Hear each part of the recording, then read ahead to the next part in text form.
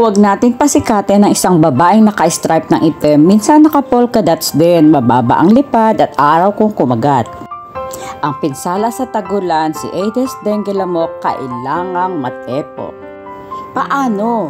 Mag-decluttering tayo, magbawas ng mga kalat, unahin na natin yung mga taong basura sa buhay natin. Char! Joke lang. Una, linisin ang loob ng bahay, itapon na yung hindi natin kailangan, basura lang yan.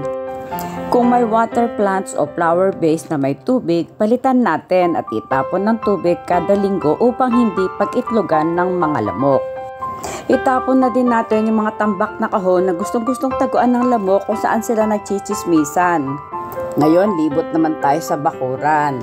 Nakikita nyo ba yan? Mga pinagkainan, mga plastic container, na nagkakaroon po ng tubig yan na pwede namang pagsimulan ng itlogan ng mga lamok na yan. Bukod sa pamamahayan na ng lamok, ang pangit pantingnan. Mga lumang gulong, lumang flower vase, bakit hindi pa itapon yan? Mga container pinagkainan, itapon na rin yan. Ikot naman tayo sa halamanan, ang garden na may magagandang halaman. Bekenemen, hindi nyo na kayang alagaan, andito lang ang Lola Doc na pwedeng umampon sa mga yan.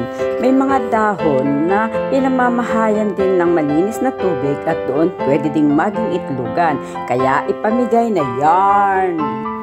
So ngayon, alam nyo na, pwede naman palang maiwasan itong dengue lamok na pinsala ng lipunan.